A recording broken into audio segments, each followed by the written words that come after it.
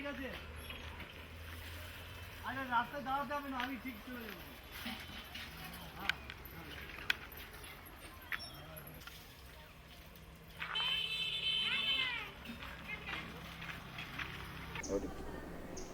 দাদা আপনাদের একটু পরিচয় বলবেন, আপনার নাম? হ্যাঁ আপনি। হ্যাঁ আমার নাম দীনেশ চন্দ্র কর্মকার। দিদি আপনার নাম? গীতারানী কর্মকার। 1971 সালে আপনি কি কাজ করতেন? আমি রেলওয়েতে ছিলাম, লিবারেশনের সময় কোনো কাজ করিনি। এখানে ওই আর্মিদের যখন চতুর্দিক দিয়ে ঘেরাও করলো, তখন আর থাকার কোনো উপায় ছিল না। কোথায় ছিলেন আমরা ফরিদগঞ্জে ছিলাম আর কি। ওইখান থেকেই আমরা তখন ইন্ডিয়ার দিকে চলে আসি। হ্যাঁ, আর্মিদের অত্যাচারে ইন্ডিয়ার দিকে আমরা চলে আসি। এসে এখানে আমরা ক্যাম্পে উঠলাম, ক্যাম্পে থাকলাম। সেখান থেকে কোন ক্যাম্প এটা? হাঁসপুর ক্যাম্প ছিল। এটা বনগাঁ আছে না, এইখানে ছিল। 5 কিলোমিটার। তারপরে আমি এই শ্বশুরবাড়ি, ওনারা শ্বশুরমশাই ছিলেন এখানে, তখন এই বাড়িতেই থাকতাম আর কি, ওই লিবারেশন পিরিয়ডটায়। 9 মাসের উপরে বোধহয় ছিলাম এখানে। আপনি তো যখন আসলেন, কিভাবে এলেন? ফরিদগঞ্জ থেকে এই পর্যন্ত এলেন কি? আমরা অনেক কষ্টে আসছি, হেঁটে আসছি অনেক দূর, আবার নৌকায় কিছু পথ মানে হেঁটে আসছি। তাই আপনার এই কুমিল্লা ক্যান্টনমেন্টের পাশে দিয়ে এই রাজাপুরের থেকে মানে লাইন ফারিয়া, এটা জানি কী জায়গা নেই, ওই জায়গাটার নাম, আমরা যে ক্যাম্পে আসলাম। হ্যাঁ, করছে না, না কোথা তো হলো বাংলাদেশ, ইন্ডিয়ার কি জানি বর্ডারটার নাম। হেঁটে আসলেন? তখন তো আপনারা বিয়ে হয়েছে আপনার? হ্যাঁ, তখন বিয়ে গেছে। আচ্ছা, তাহলে 1971 সালে আপনার ছেলে মেয়ে ছিল? হ্যাঁ, কয় ছেলে মেয়ে আছে দিদি? আমার 2 ছেলে 3 ছেলে। ছেলেদের বয়স, বাচ্চাদের বয়স কত? তা হবে 30-32। না, 71 সালে তখন কত ছিল? ও তখন 7-8 বছর বয়স। বড় ছেলে না, ছেলে ছিল, আর এখানে এসে এক ছেলে। এক ছেলে হয়েছে। মানে 2 ছেলে মেয়ে ছিল।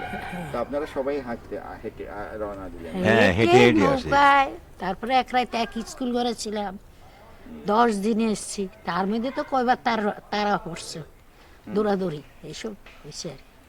আরো অনেক কীর্তি কুকীর্তি চতুর্দিকে শোনা গেছে। খুব কষ্ট করে মানে আমরা এই বাচ্চা দুটো নিয়ে মানে আমি এই কুমিল্লা ক্যান্টনমেন্টের এই যে ইন্ডিয়া একটা বর্ডার ছিল, ওই বর্ডারে জায়গাটার নামটা ভুলে গেছি। তেলামুড়া, সোনামুড়া। না, তেলিয়ামোড়া না, এটা সরিলামের কাছে। সরিলামের এখান দিয়ে আইসা তারপরে তেলামুড়া গেছে। হ্যাঁ, তেলিয়ামোড়া আমার এই মেজর সম্বন্ধী থাকতেন।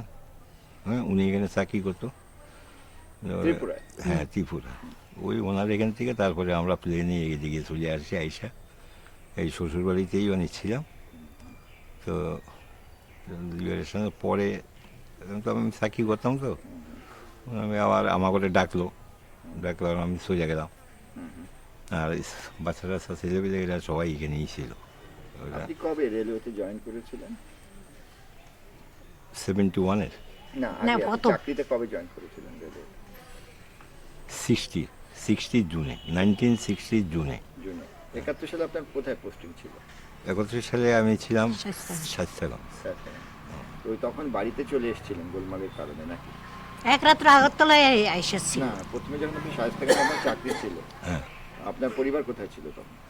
বাড়িতে ওরা ওই সাতপুর টাউনে ছিল আমার। সানপুর টাউনের বাসাটাও বানিয়ে আমি লুটপাট হয়ে গেল গিয়া, এবং আর্মি আর সানপুর টাউন সব ঘেরাও করে ফেললো।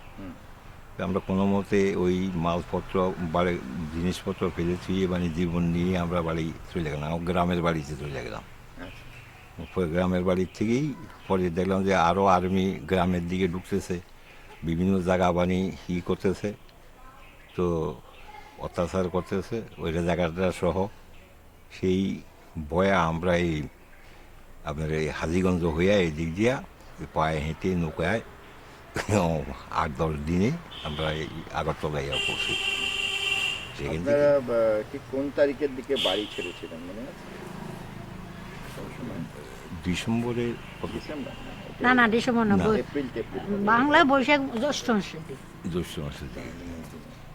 তার আগে পর্যন্ত গ্রামে থাকা যাচ্ছিল, হ্যাঁ প্রথম দিকে থাকা যাচ্ছিল। হ্যাঁ হ্যাঁ, তার আগে দিয়ে ছিলাম, কিন্তু ওই পরে দিয়ে আর্মি যখন শহর পর্যন্ত আসছিল, তো শহরের থেকে মানে এবার গ্রামের দিকে মানে সব আর্মি নিয়ে রাজাকাররা অপারেশন করতেছিল, বাড়িঘর দরজা জ্বালিয়ে দিতেছিল, হ্যাঁ, মারপিট করতেছিল। এই ভয়েই মানে আমরা তখন এই বাড়ি ছাড়িয়া চলে আসি। আপনারা একা ছিলেন না গ্রামের আরো লোকজন? আরো লোক হয় আরও বহু লোকজন ছিল, শহরের লোকজন ছিল, বহু লোকজন ছিল, মানে যেদিকে পাচ্ছে মানে জীবন বাঁচিয়ে মানে চলছে। আপনাদের গ্রামের নাম কি ছিল? আমাদের গ্রাম নাম ছিল মানে ভাটিয়ালপুর, অর্জুন থানায়। হ্যাঁ, এটা কি হিন্দু প্রধান গ্রাম ছিল না মুসলিম প্রধান? মুসলিম প্রধান ছিল, মুসলমানের সংখ্যা ছিল বেশি। তো আপনারা যত হিন্দু মানুষ ছিলেন সবাই চলে গিয়েছিলেন? হ্যাঁ, সবাই চলে গেছে। আমরা ওই কেউ আগরতলা আসছে, কেউ মানে এইদিকে চলে আসছে, যাদের মানে রিলেটিভ যেখানে ছিল বা পরিচিত ছিল সেই জায়গাতে ওরা চলে গেছে। হ্যাঁ, হ্যাঁ। গিয়ে আশ্রয় নিয়েছে। ঠিক কখন ভাবলেন যে থাকা যাবে না, এখন চলে যেতে হবে? যখন মিলিটারি অত্যাচার আরম্ভ করলো হুম, হুম। তখনই মন করে রওনা হয়েছে এদেশে। তো দিদি, এই যে দুই বাচ্চা নিয়ে রওনা দিলেন, কিভাবে কি গেলেন বলেন দেখি, কদিন পথে ঘাটে কি থাকলেন? 10 দিন না খাওয়া, এক কাপড় এক বাচ্চাদের বড় বাচ্চাটা আমার এই 5-6 বছর বয়স, মেজোটা এই 4 বছর, জি। আর সেই ছোটটা হয়নি, এখানে এসে হয়েছে। এই এই অবস্থায় 10 দিনে আমি ছোটরাও তো তেলেমুড়াইয়া পড়ছি। তাহলে আমরা- হ্যাঁ, আমার মেজদা ওখানে চাকরি করতেন। তারপরে মেজদা 20-22 দিনের মতন আমার সুস্থ টুস্থ করে তারপরে প্লেনের টিকিট কেটে দিল, এখানে চলে আসলাম। এখানে আপনাদের বাবাদের আগে বাড়ি ছিল? হ্যাঁ, আগেই ছিল। আপনার আত্মীয় স্বজনরা কি এদিকে না ওখানে বেশি আছে? আমার আত্মীয় স্বজন এইদিকেও আছে, আগরতলা আছে, আসাম আছে, গ্রামে এখন আর কেউ নেই? আছে, গ্রামে এখনো আছে। গ্রামও কিছু আছে। তো আপনি তারপরে আবার 71 সাল পরে ফিরে গেলেন? হ্যাঁ, ফিরে গেছে। তো আবার চলে এলেন কেন, কি অসুবিধা? আর চাকরি ছেড়ে দিচ্ছি, চাকরি তো হয়ে গেছে, আমরা তো এখানে। চাকরি ছেড়ে দিয়েছি, আর আমার এখানে বাড়িঘর দরজা ছিল, ওই ছেলেপেলেরা এখানে লেখাপড়া শিখতেছে, মানে ওই জন্যই চলে এসেছি। আপনাদের বাড়ি কি লুটপাট হয়ে গিয়েছে? হ্যাঁ, আমাদের বাড়ি একদম আগুন লাগিয়ে জ্বালিয়ে দিয়েছে। আগুন দিয়ে একদম জ্বালিয়ে পড়িয়ে বাড়ি কিচ্ছু রাখেনি, তছনছ করে দিয়েছে। তবে টাউনের বাসাটা মানে লুটপাট করে সব জিনিসপত্র সব নিয়ে গেছে, কিচ্ছু ছিল না আমাদের। আপনাদের কোনো নিকট আত্মীয় মারা গেছেন বা কেউ হ্যাঁ, কেউ মারা গেছেন? বল। ওই মারা জেঠামশাই মারা গেল। জ্যাঠামশাই বুড়ি, হ্যাঁ, বুড়ি মারা গেল। ওই গুলি করে তো মারছে সব পুরুষ। ওই মুদারগঞ্জ ওর, না, এমনি ওই গুলি গুলি যে মারছে, হ্যাঁ, গুলি করেই মারছে। নাম তো বুঝে গেছে, নাম তো মনে। কে মেরেছে? হ্যাঁ, জেঠামশাই মানে ওই জলে ছুবিয়ে মানে ওরে মানে মেরেছে, জলে ডুবিয়ে ওই আর্মিরা, রেজাকারটা জলে ডুবিয়ে মানে মেরে ফেলছে ওই বড় জেঠামশাই। তখন তো বর্ষাকাল ছিল আপনাদের গ্রামে? আমাদের গ্রামে। মানে বৃদ্ধ মানুষ ছিল? হ্যাঁ, বৃদ্ধ মানুষ ছিল, সবাই তো দৌড়াদৌড়ি করে, উনি আর যেতে পারেন নাই। আর ওনার বাড়িতে ছিল, এইটা আর করছে। বাড়িতে পেয়েই মানে ওনাকেই করছে, আর বাড়ি সমস্ত বাড়ি জ্বালিয়ে দিছে। আমাদের থাকার কোনো আর কোনো কিছু ছিল না, কাপড় চোপড় সব জিনিসপত্র সব তছনছ করে ফেলছে। বাড়িতে বহু আগুন কষ্ট লাগিয়ে করছে, দিছে। আমরা তো একদম বাড়িতে, আমি তো চলে এসেছি প্রথমের 2 মাসের মধ্যে। আর যারা ছিল হয়তো মুসলমান বাড়িতে যে রয়েছে, আর এই ফাঁকে আগুন লাগিয়ে দিচ্ছে বাড়িতে। এই রাজাকাররা কি ওই গ্রামেরই না বাইরে থেকে এসেছে? ওই আশেপাশে লোক, এরা আমাদের গ্রামেরও আছে আর আশেপাশের লোকও আছে। তো তারপরে যদি এখানেই থাকতেন, হ্যাঁ। আপনারা দেশ যেতে ইচ্ছা করেন? না, যে পরে গেছি হয়তো 15 দিন 20 দিন 1 মাস থাকিনি। এখানে ছেলেরা স্কুলে ভর্তি করে দিচ্ছে, আর যাওয়া যায়। ছেলেরা কত বড় হয়েছে এখন? এখন অনেক বড় হয়েছে। চাকরি বাকরি করছে? না, বিজনেস করে। এখানে কোথায় বাড়ি করলেন? কোথায় থাকেন? গোবরডাঙ্গা, এখন এখানে এখানে গোবরডাঙ্গা। গোবরডাঙ্গা। তো ঠিক আছে, আমার আর তেমন কিছু নেই। আচ্ছা, একটু শুধু বলেন যে এই যে যখন আপনারা গেলেন এই যাওয়ার পথে কি কি দেখলেন একটু বলেন তো। যখন ওই কাজটার সাথে পালাচ্ছিলেন কি কি চারপাশে দেখেছেন? মানুষ মারা টারা অত্যাচার? সে তো মারা গেছে, এই শোনা যদি একটা কথা হ্যাঁ, কি কি মারা মানুষ গেছে। আটকে দিয়েছে? আমরা রাস্তার পথে লোক চিনি, কি বলবো। এখন মারা গেছে, অত্যাচার করেছে মহিলাদের উপরে, পুরুষের গুলি মেরে মারছে, এরকম শোনা গেছে। দেখেছিস? না, চোখে দেখিনি আমি, সেইভাবে দূরে সরে সরে এই শোনা গেছে আর কি। আমি চোখে দেখি উনি পথে থামিয়ে লুটপাট হ্যাঁ। করেছে লোকজন তা আমরা পারেনি। আপনাদের কিছু? করেছে অনেকেরই, কিন্তু অনেকেরই আমাদের করেছে। সাথে অনেকেরই করেছে, কিন্তু আমার ঘরে লাগুর পায় না। পাইলেও আমাদের সাথে তো কিচ্ছু কিছুই ছিল ছিল না। না। শুধু এই পরনে কাপড় আর এই প্যান্ট শার্টেই ছিল, আর অন্য কিছু ছিল না। আস্তে আস্তে বলে এই ছেলেবেলে ওই দেশে যেয়ে ওইরকম পড়তে পারবে না। আমি বলি, না পড়লে না পড়ুক গে। জীবনে তো বাঁচবে মাই খাওয়ার থেকে।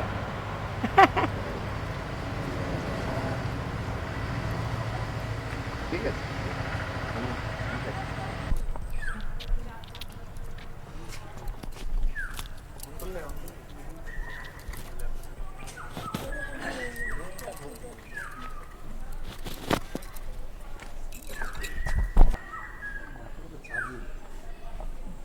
ভালো বলো।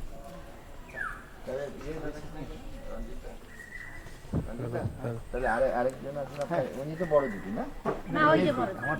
ওই দুজনের পাশে হ্যাঁ কোনো অসুবিধা নেই। এখানে এক জায়গা হলো তো এখানে করবো। ঠিক আছে, ঠিক আছে। দিদি আপনার নামটা একটু বলবেন? নিহার রায়, নিহার রায়। এখন কত বয়স হলো? 71। আপনাদের দেশ কোথায় ছিল? আমার বাপের বাড়ি হাজিগঞ্জে, শ্বশুর বাড়ি হলো ব্রাহ্মণবেড়া, কুমিল্লা ডিস্ট্রিক্টেই, ওই ব্রাহ্মণবেড়া সাব ডিভিশন, গোকর্ণঘাট আমার শ্বশুর বাড়ি।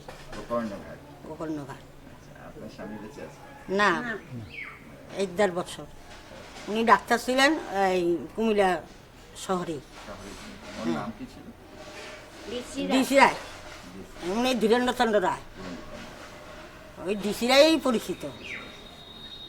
আপনার পরিচয় কি বলবেন? সুকেশ দাস। এখান বাড়ি কোথায় ছিল, দেশ কোথায় ছিল? ডিস্ট্রিক্ট ছিল ঢাকা ডিস্ট্রিক্ট, ঢাকায়। সাব ডিভিশন নারায়ণগঞ্জ, হ্যাঁ, থানা হয়েছে 2500, গ্রাম হয়েছে জাউগাড়া। যাওগা। হ্যাঁ, এয়ারপোর্ট আছে গ্রামে। গ্রামে এয়ারপোর্ট আছে। হ্যাঁ। আচ্ছা। ব্রিটিশ আমলের ব্রিটিশ আমলে। দেখি কি হলো বলেন তো, 71 সালে আপনারা কোথায় ছিলেন? মার্চের দিকে। এই ডিসেম্বরে ইলেকশন হয়ে গেল, হ্যাঁ। তারপরে জানুয়ারি ফেব্রুয়ারি মার্চের চলছে তো বেশ। তারপরে মার্চের 7 তারিখে ডিক্লার দিল, না মুজিবুর ভাষণ দিছিল এতে ঢাকার। আমি থাকি বা না থাকি হ্যাঁ, তোমার আল্লাহ হ্যাঁ কি বলে। হ্যাঁ, ওই ভাষণটা সরাসরি ওনারা প্রচার করতে দেয়নি, এটা স্থগিত রইল। 8ই মার্চ 8টার রেডিওতে ওইটা 1 ঘন্টার, ওটা 1 ঘন্টা ছিল বক্তৃতাটা, 1 ঘন্টা তখন শুনেছি আমরা। মজিবুর যা যা বলেছে এটি শুনেছি। তারপরে কি আর সব বন্ধ করে দিতে বলেছে, কলেজ স্কুল কলেজ অফিস আদালত সব বন্ধ, ক্যান্টনমেন্টে খাওয়া দাওয়া এগুলোও বন্ধ। এগুলো তো কন্ট্রাক্টর সাপ্লাই দিত ওই মনামতি ক্যান্টনমেন্টে, এইসব সব বন্ধ হইয়া গেল। বলার পর সব বন্ধ হয়ে গেল। বন্ধ হওয়ার পর খুব কুমিল্লা শহরে খুব একটা, এই যে ক্যান্টনমেন্টে খাবার নিয়ে যেত এগুলির সব যাইতে দেয় না, আর সব বন্ধ করে দিচ্ছে। যাক গেল 25ই মার্চ রাত্রিবেলা, রাত্র 2:30টার সময় হঠাৎ করে সজাগ হইয়া দেখি কি জান, আমরা দোতলার উপরে ছিলাম, দেখছি যে একটা ওই ক্যান্টনমেন্টের থেকে সার্চ লাইট চালাইছে। ওই দিন 10টার নিউজটা শুনলে অনেক কিছু জানতে পারতাম, কি জন্য যে শুনি নাই এটা আমার মনে নেই।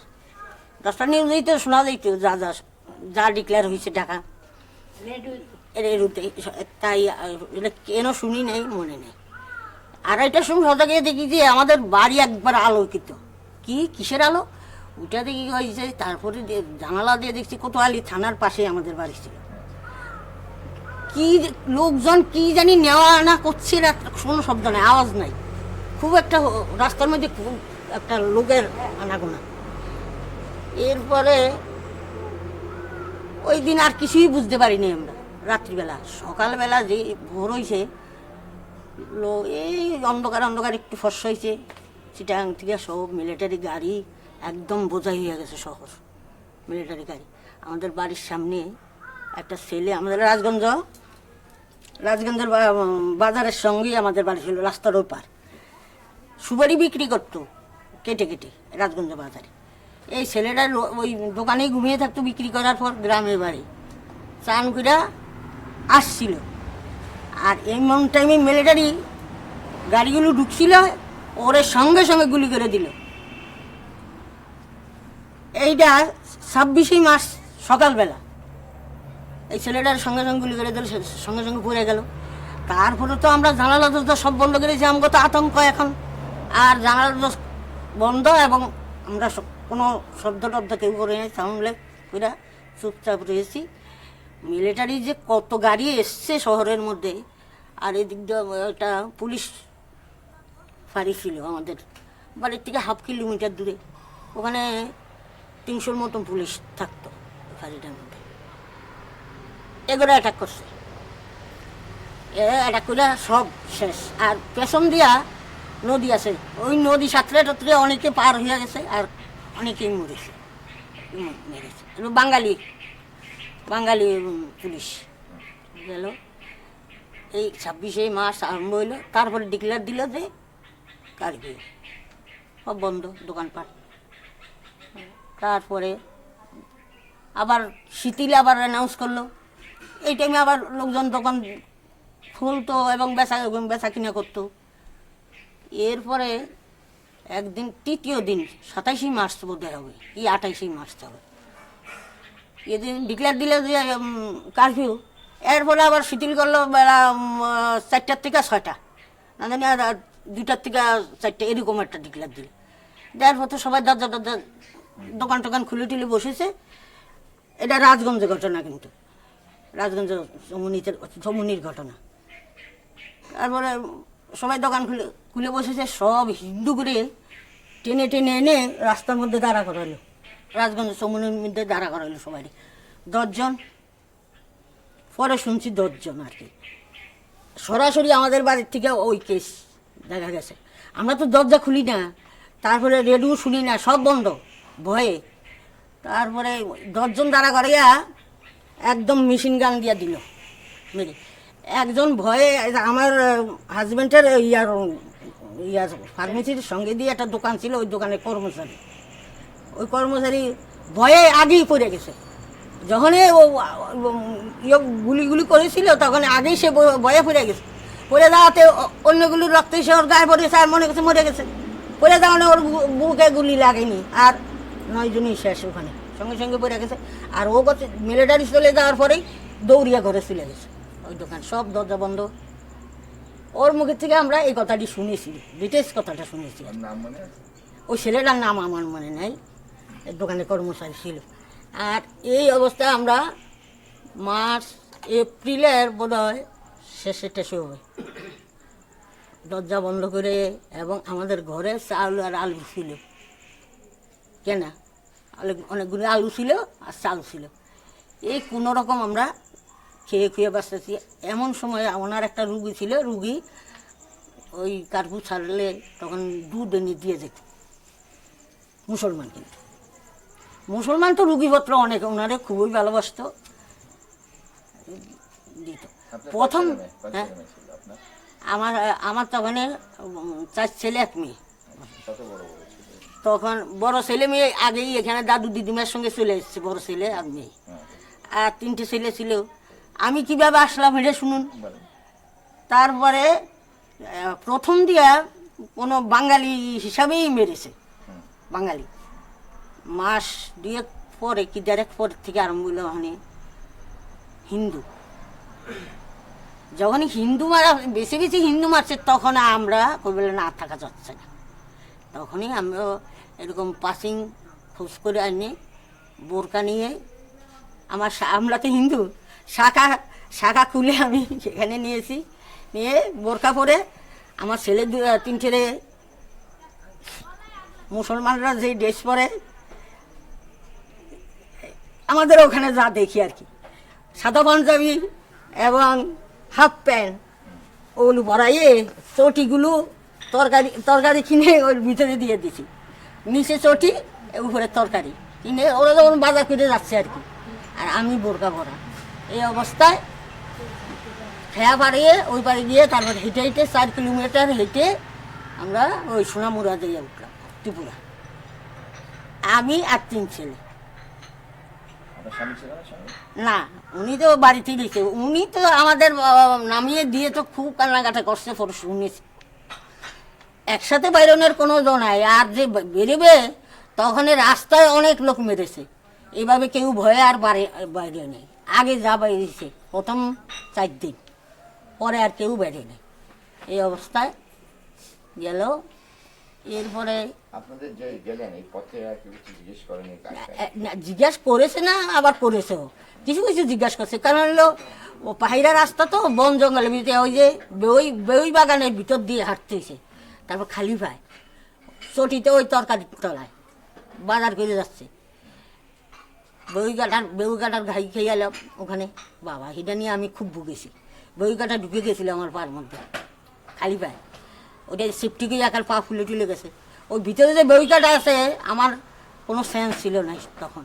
সোনামরা উঠে তারপর ওখান থেকে আবার বাস করে ওই আগরতলা শহরে চলে গেলাম। ওখানে এক বাগিনা আছে, আমার বাগিনা বাড়ি। এইভাবে 8 দিন না 10 দিন পরে আমাদের মাইক্রোস্কোপ ছিল, ল্যাবরেটরি ছিল সেখানে।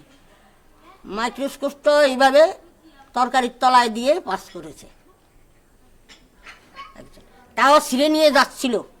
আমার বাসুরপু তখন নিয়ে যাচ্ছিল টেনে টুনে, তারপরে কীভাবে আমার মনে নেই, সে কথাগুলো নিয়ে তুলেছে ত্রিপুরা। তারপরে ওখানে আমি 8 দিন পর উনি তাও পাসিং দিয়ে কেমনি কেমনি ডাক্তারবাবু এমনি ত্রিপুরা গেল। ওখানে আমি 1 মাসের মতো ছিলাম। হ্যাঁ, ওখানে 1 মাস ছিলাম, কারণ কোনো ইয়ে ছিল না, টিকিট ছিল না, প্লেনের টিকিট পাওয়া যায় নাই তখন তো, খুব শরণার্থীর ভিড়। 1 মাস পরে আসছিল টিকিট। তারপরে 1 মাস ওই আমার ভাইয়ের বাড়ি, মেজো ভাইয়ের বাড়িতে ছিলাম। 15 দিন ছিলাম ভাগিনার বাড়ি, আর মেজো ভাইয়ের বাড়ি 1 মাস ছিলাম। এই 1.5 মাস পর এইখানে আসলাম।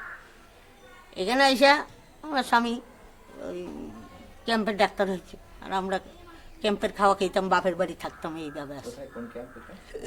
ওই যে হাসপুর, ওই জলেশ্বর হাসপুর। ওখানে উনি ক্যাম্পের ডাক্তার। হ্যাঁ, উনি কবে মারা গেলেন? এই তো এই গত এপ্রিলের আগের এপ্রিলে, এই 1 বছর গেল এপ্রিলে, এই কন্যা 1.5 বছর। আপনার তারিখ মনে আছে কত তারিখে বাড়ি ছেড়েছিলেন? আমি বা কোন মাস? কত তারিখে, মাসটা হইলো এপ্রিল মাস হবে। আপনাদের বাড়িতে হামলা করেনি তখন? না, তখন করেনি। আমার তো সব সংসার সাজানো আছিল, কেউ বাড়ি করে সব আমার জিনিসপত্র সব নিয়ে গেছে, সব নিয়ে গেছে। আপনারা বের হওয়ার পরে নিয়েছেন নাকি? আমরা বেরিয়ে আসার পর সব নিয়ে গেছে। তারপর ওই আমাদের চেম্বারের জিনিসপত্র সব নিয়ে গেছে। আপনারা যখন যাচ্ছিলেন পথে কি আপনারাই ছিলেন না আরো লোকজন? আর না, আমাদের সঙ্গে আর 2-3 জন ছিল। আমার সঙ্গে আর পাশের ঘরের একটা মেয়ে ছিল, একটা ছেলে ছিল, আর আমরা মাইপু 4 জন এই পার করে দিল। কেন পার করে দিল? ওই পাসিং ছিল মুসলমান, ওরা মুসলমান, পয়সা দিলে পার? পয়সা দিলে পাস করে দেয়। ওদের আগে চিনতেন নাকি? না না, ওদেরই চিনতাম না। আর যে ঠিক করে দিছে তারে চিনতাম আমরা, যে লোকটা ঠিক করে দিছে পাসিংগুলো তারে। এভাবে অনেকে গেছে? অনেকে গেছে, অনেক ঘটনা হয়ে গেছে। আমাদের আত্মীয় স্বজন অনেক মেরেছে। আমাদের আত্মীয়ের মধ্যে এই কুমিল্লা শহরের মধ্যে বিরাট জুয়েলার লরি বোঝাই করে ওদের গয়নাপত্র নিয়ে গেছে।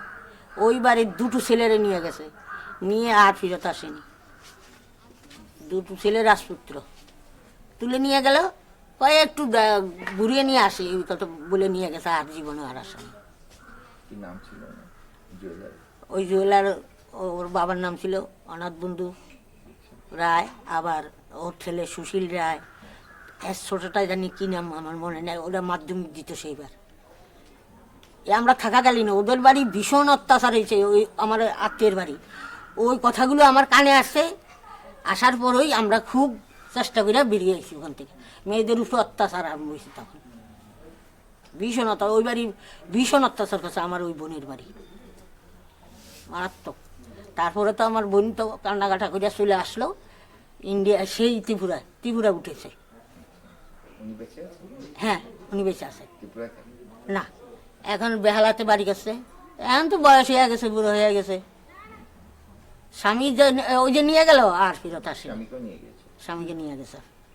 স্বামীকে নিয়ে যাওয়ার পরেই তো এইসব মুসলমানেরা অত্যাচার করছে, এইসব মিলিটারিরা ওই পাড়াটা দিয়ে অনেকের বাড়ি ভীষণ মেয়েদের উপর অত্যাচার করছে।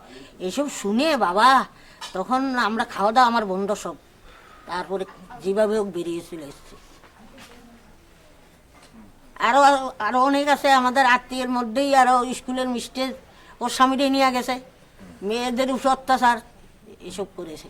স্বামীরে নিয়ে গেলে এক গ্রুপ, আর পরে গ্রুপ আইসা মেয়েদের উপর অত্যাচার। আপনি স্বাধীনতার পরে কি আবার গিয়েছিলেন কখনো বাংলাদেশে? হ্যাঁ, গিয়েছেন? গিয়েছিল। ছিলেন? মজিবুরে মরার আগে আমরা আবার চলে আসি। হ্যাঁ, তখন যাই দেখলাম যে একটু ভালো, আর ছেলে মেয়ে এখনো ছোট, আমরা কিছুই নেই, সেই চিন্তা করে আবার চলে গেলাম ওখানে। তো ফিল্ড ভালো ছিল তো ওখানে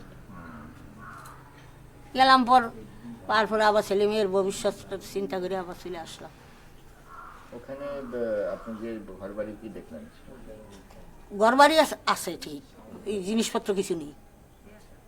তা ঘরের দখল পেতে কোনো অসুবিধা? না না, কারা ছিল, কারা দখল নিয়েছিল?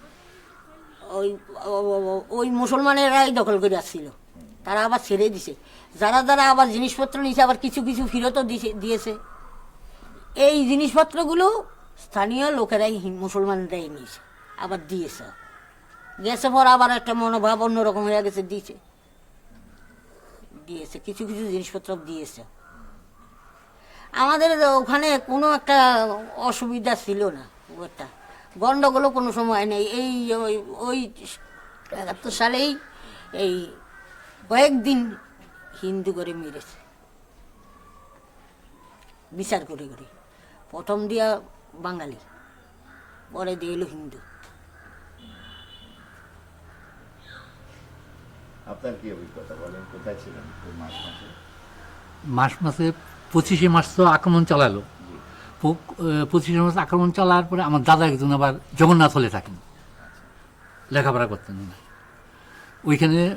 হঠাৎ করে দেখি আমাদের দিক দিয়ে লোক আসতেছে, সমানে লোক, হিন্দুরা টাউন ছেড়ে এসে পড়তেছে। 26-27 তারিখ আবার দাদা আসতেছে না কেন, দাদার খোঁজে বেরিলাম।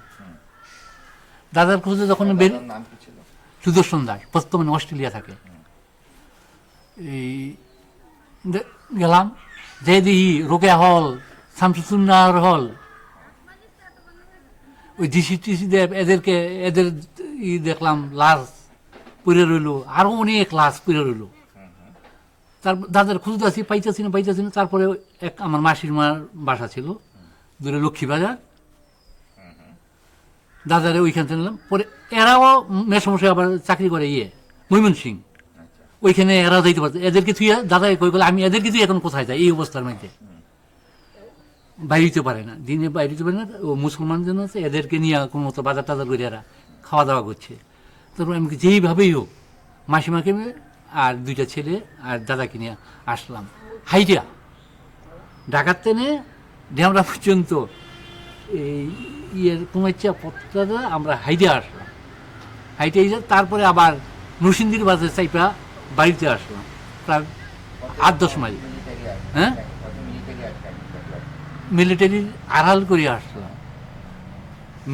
মিলিটারি হলে তো দৌড়ে দিতে পারবো আমাদেরকে। আবার হিন্দু তো মালাউন হয় তো বলেই, মালাউন আর চারাল বিলা তো আমরা খাতেই অর্জন করছি। এসে পড়লাম, আসার পরে প্রায় 15 দিন ওনাই ছিলেন। তারপরে মেসমশাই খবর দিল যেইভাবে তোমরা বাসায় আসো, আমি অমুক দিনে নিয়ে যাব। ঠিক ওই অমুক দিন পাঠালাম। 15 দিন পরে আমি গ্রামের বাড়িতে দিয়ে এসে পড়লাম। হঠাৎ করে আমি রাস্তায় আগের দিন খুব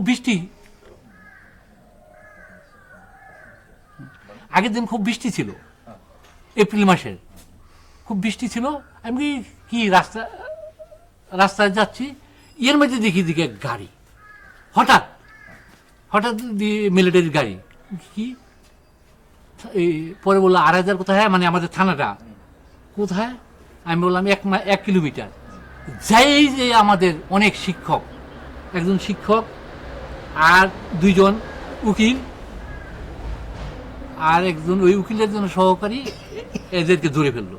তারপরে বাইনা 13 জন, মোট 13 জন ধরলো। বাড়িতে এসে বাবাকে এরা সব ছুটাছুটি করে, হিন্দু যারা আসছিল আর কি, সব ছুটাছুটি করে পালাইছে। পালানোর পরে বিকেলবেলায় আবার এই গাড়িটা ব্যাক করলো, এদেরকে নিয়ে গেল, নিয়ে গিয়ে আমাদের বাড়িতে 1.5 কিলোমিটার দূরে নিয়ে গুলি করলো। আমার শিক্ষক টিক্ষক সবাই, কেউ বেঁচে নেই, তখন ছিল না। আমরা কোনো মতো রাতটা কাটাইলাম। তারপরে এগিয়ে গেলাম, মানে রাতটা কাটায় বাবাকে সকালে জুরি, বাবা বৃদ্ধ ছিলেন, জুরি আছে না এই পাথিরে বাবাকে কাজ করে তো পাস করাই দিলাম যাতে যাইতে পারে। এই আবার হোমনা গোপাল দিয়ে দিক দিয়ে আবার ই ছিল, নৌকাতে কোনো মতো গেছে। যে দিদির বাড়িতে রামচন্দ্রপুর, কুমিল্লা ডিস্ট্রিক্ট রামচন্দ্রপুর ছিল কিছুদিন, থাকার পরে ওইখানেও হামলা, ওইখান থেকে কোনাবন্ধা বাবাকে পাস করলাম। এই ব্রজপুর বিশালগড় ক্যাম্পের মধ্যে বাবা এরা ছিল। আমি আবার ওইখান থেকে এসে, বাড়িতে তো কেউ নেই তখন, বাড়ি আঙ্গ অনেক জমি জমা, এই জমি জমা দেখতে হবে আমার। দেখতেছি যখন এপ্রিল, মে, জুন, জুলাই, আগস্ট, সেপ্টেম্বরের দিকে আবার আমাদের বাড়ি হামলা হলো। যখন মিলিটারি আসে শুনি আমাদের এয়ারপোর্টের মধ্যে একটা আওয়াজ হয়, তখন আমরা সবাই পালাইয়া যাই, হিন্দু মুসলমান সবাই। মুসলমানের উপর পরে অত্যাচার, নারী টারি নির্যাতন নিয়ে যাইতো, গরু বাছু নিয়ে যেত, মোরগ নিয়ে যেত। একদিন অজান্তে আমি পাটের যা কাছে ছিল না, দেখতেছিলাম, আমার দূর থেকে যেন রাজাকার আমাকে ফলো করছে, এটা আমি দেখি না, একদম গুলি আমার মাথা হারিয়ে দেখে কোনো মতো ডুব দেখ প্রচুর পানা পালাই গেলাম। আইসে সব মূর্তি টুর্তি যা আছে সব ফালাই টালাইলে দুধের বান্ড সব লুপ্তরাজ করে এরা নিয়ে গেল। নিয়ে যাওয়ার পরে তারপরে আমার মন আস্তে আস্তে নষ্ট হয়ে গেল। তারপরে আমি আবার স্যার বাড়ি করতে আর কী করবো, জায়গা সম্পত্তি, এই আবার নিজে আবার পদক্ষেপ নিলাম মুক্তিবাহিনী ঢুকার জন্য। এই শামগ্রাম এদিক দিয়ে নব্যাবাস দিয়ে আবার কোনাবন জায়গা এই আফানিয়া ক্যাম্পে ঢুকলাম। প্রথম রিক্রুটিং হয় আমাদের কংগ্রেস ভবন, ওইখানে একটা কংগ্রেস ভবন, আগরতলা কংগ্রেস ভবন, ওইখানে ও প্রথম তো ঢুকছি, অনেক লোক তো ওই দিনকে খুব কষ্ট পেয়েছে। তারপরে দিল আফানি ক্যাম্পের ট্রেনিং নিলাম। কিছুদিন নেওয়ার পরে এটা শেষ পর্যায়ে কিন্তু হঠাৎ করে ডিসেম্বরে ডিক্লেয়ার হয়ে গেল, পুরোপুরি আমাদের ট্রেনিংটা শেষ করতে পারেনি, ডিক্লেয়ার হয়ে গেল। তারপরে আবার ফিরে গেলাম। ফিরে তখন আমি মুক্তিযোদ্ধা উজানসর একটা গ্রাম আছে, তখন ওই ইয়ের মধ্যে আমরা ছিলাম, মুক্তিযুদ্ধের মধ্যে। এটা স্বাধীনতার পরে আমরা এটা করছিলাম, ওই থানাটাকে। তো আপনাকে যখন এই মিলিটারি রাস্তায় থামায় জিজ্ঞেস করলো যে 2,500, হ্যাঁ, তো আপনি একাই ছিলেন? হ্যাঁ, তখন আমি একা, আমার তখন ছিল লুঙ্গি পরানো, আমার সাড়ে ছিল তখন কাপড় পরানো, ধুতি পরে, কারণ গ্রামের মধ্যে আসবে কাপড় পরানো। ওই যারা ছিল গণ্যমান্য যারা ছিল প্রত্যেক কাপড় পরানো ছিল। আপনি কি ভাষায় জিজ্ঞেস করছিলেন? উর্দু না বাংলা? এই উর্দু ভাষায়। আপনি জবাব দিতে পারছেন? ওই 1 কিলোমিটার শুধু এই কথাটাই বলছি। এরা কি এরা পাঞ্জাবি ছিল না, বালুচ ছিল না, চেহারা দেখে বোঝেন না না? চেহারা তো তারপরে আমার দাদা তো এসে গেছে আবার আরেকদিনের ঘটনা শুনে। হঠাৎ মেন রুট কিন্তু আমাদের বাড়ির 20 বিঘা জমির উপর দা এই ইয়েতে আসছে, আমাদের আমার কাজের লোকরা কাজ করতেছে, এর মধ্যে হঠাৎ করে আসছে, আইয়া করছে। আমি এদেরকে দেখে আরও আমার ইনফরমার আছে, দেখে পালাইছি মতো অনেক দূরে গেছি মতন। বলে তুই যদি এখন দেখা না করিস তো তোদের বাড়ির মধ্যে বসায় দিবে, রাজাকার এবং আলবদরের গ্রুপ বসায় দিবে। তারপরে গিয়ে আমাদের গ্রামের এয়ারপোর্টে ঘুরিয়ে দেয়া সেলুট দিলাম। সেলুট দিলে পরে দাদার কথা দিল, সুদর্শন বাবু কোথায়, পরে বললাম করে। হ্যাঁ, না মিলিটারি লোকের জন্য আছে, আমাদের গ্রামের জন্য শান্তি কমিটির আছে, এরা জিগাইল। পরে আমি বললাম যেন আছে, দাদা এখন বুঝেনি তো আপনারা, এর বললাম পালানো অবস্থায় করে ওনারে আবার শোকেস করছিল, কলেজে যায় না তো, কলেজে যায় না বলে ওনাকে একটু শোক করছিল, বলে আমি পরে পাঠাবো, এই কথা বলে আমি রয়ে গেছি। ওই দিনকে আমার খুব গেছিলো, খারাপ অবস্থায় ছিল, হ্যাঁ মিলিটারি ছিল। ওই আলিমুদ্দিন মানে আমাদের গ্রামের যারা গণ্যমান্য ছিল এরা আমাকে রাখছে, কারণ যদি ওইখানে না থাকি আমি, তো আমাদের বাড়িটা ধ্বংস করে দেয় বা রাজাকার আলবদল বয়, রাজাকার আমাদের করছে। 71 আপনার বয়স কত ছিল? 71-এর বয়স হয়েছে আমার 21। আপনি যখন বাড়িতে একা একা ছিলেন তখন একা রান্না করে, একা 9 মাস। ওরা ওই বাড়ি দখল করার চেষ্টা করেনি, মালপত্র লুট করার চেষ্টা করেনি? লুতো ওই বাড়ির মালপত্র তো নয়, আমি শুধু খালি একটা ছোট ডেগ্রামে যাই না, সময় সময় খাইতাম রেঞ্জা। সব নিয়ে গেছে। হ্যাঁ, গরু জঙ্গলও ছিল, মুসলমান বাড়ি দিয়ে দিছি, গরু টরু এরাই পালতো, আমি ছিলাম না তো। শুধু ওই ঝানটা কতক্ষণের জন্য, আমাদের থানা যখন হামলা চালাইলো ওই দিনকে হিন্দু মুসলমান কেউ ছিল না। অবশ্য পরে রাজাকার ঘরে কোপায়া মারছো, মিলিটারি করে মারছে জনগণ, মুক্তিবাহিনী যখন মেরে দিল। তো স্বাধীনতার পরে কি করলেন? স্বাধীনতা ওই লেখাপড়া আবার আরম্ভ করলাম, লেখাপড়া করলাম। তারপরে আবার যেই মুজিবুরকে মারলো তখন মনের গতি নষ্ট হয়ে গেল, আস্তে আস্তে এখানে ডাইভার্ট হয়ে গেল। 75 মারার পরে আপনাদের গ্রামে অসুবিধা হয়েছিল? মুজিবুরের মারার পরে প্রায় মানুষ হিন্দুদের মন ভেঙে গেছিল।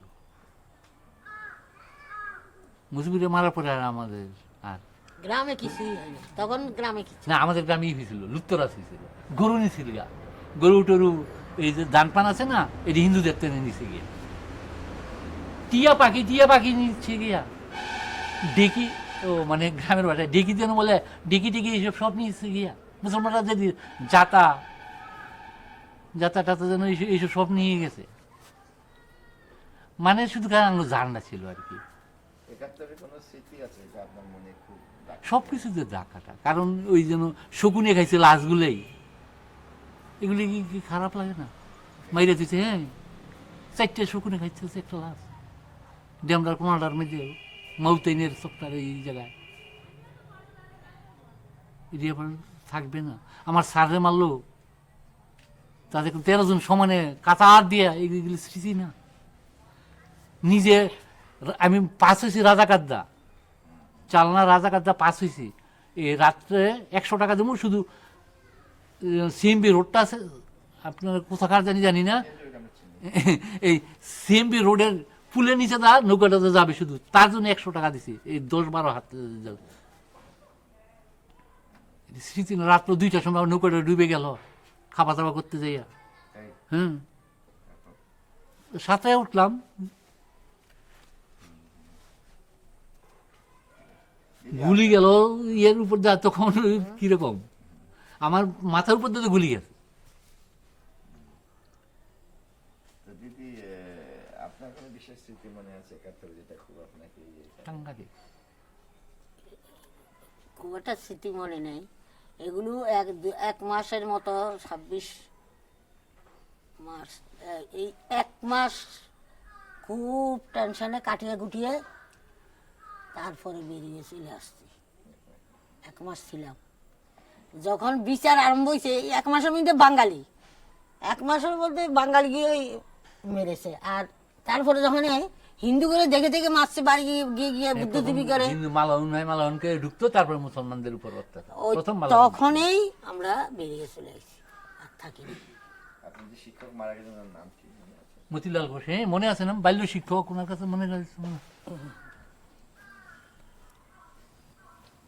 ওনার পুত্র লিখে পরে ওনার ছেলেরা করলে, ওনার ছেলেরাও বেগে গেছিল গিয়া বাড়ির স্যার, মনে আবার পড়বে না এই স্যারের কথা, সাংঘাতিক। এখন কি করছেন? এখানে এসে আর খুবই খারাপ অবস্থার মধ্যে আছি, চাষবাস করছি। এমনি সুবিধা হবে না ওখানে সুবিধা? না মানে জন্মভূমি স্বর্গদপি করেছি, এটাই সত্য, সুবিধাটা ছিল আমার ওইখানেই, কিন্তু পরবর্তী জেনারেশনের জন্য এখানে আসতে হয়েছে,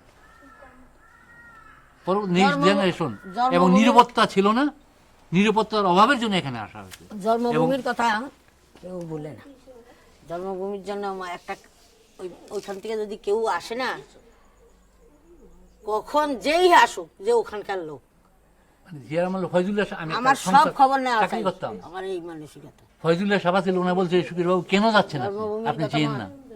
এটা ভুল হবে না, ওইখানে খুব এইখানের খারাপ। কথা ভুলে যাবো, কিন্তু ওই জন্মভূমির কথা কোনোদিন ভুলবো না, সব মনে থাকবে। সেক্রেটারির কথাটা নামে নিয়ে গেছি, কিন্তু ওই আসার পরে হচ্ছে আমাদের গ্রাম খুব খারাপ অবস্থা, মুসলমানরা আবার থাকতে পারছে না। মুসলমান মেয়েরা আমি আসার পরে কত আসার সময় যে পায়ে ধরে কাটছে, বলে কাকা যাই না চাচা যাই না, কারণ আমি সবাইকে নিয়ে পাহারা দিতাম গ্রাম, যাতে চোরগুন্ডা বদমাইশ না ঢুকতে পারে।